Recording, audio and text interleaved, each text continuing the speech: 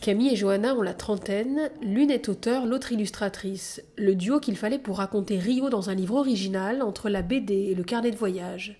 Les deux Françaises saisissent Rio dans ce qu'elle a de plus beau, tout en évoquant les disparités de la ville merveilleuse. La réalité au Brésil, elle est complexe et souvent elle est dans les extrêmes par rapport à ce qu'on peut connaître en France ou en Europe. Parce que le pays est plus grand, parce que la population est plus nombreuse, parce qu'il fait plus chaud, le climat est plus dense.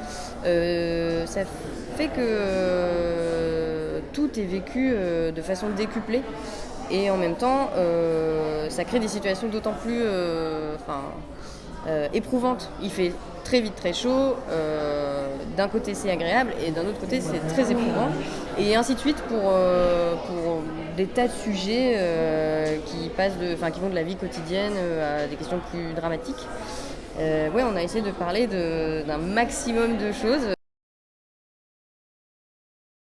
En fait, on compare tout simplement même nos physiques, en fait nos corps européens par rapport au corps brésilien où de toute façon on est toujours plus maigre, les femmes sont toujours plus charnues et donc en plus toutes les deux on avait les cheveux courts, on ressemble à rien alors que les brésiliennes ont souvent des chevelures et des cheveux magnifiquement somptueux, voilà, et elles s'habillent avec des tout petits bikinis alors que nous on a encore des trucs, des espèces de maillots de mamie là on se sent jamais assez sexy, mais en même temps c'est très ça libère aussi.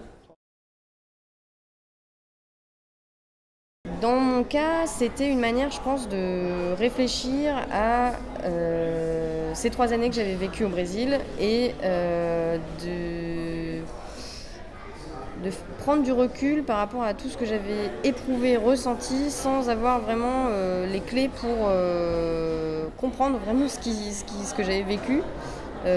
Ça m'a permis de remettre les choses en place, de réfléchir et de faire des recherches sur tous ces sujets, tous ces petits détails de la vie quotidienne qui m'avaient interpellée et je pense que ça m'a permis de mieux comprendre ce que j'avais vécu.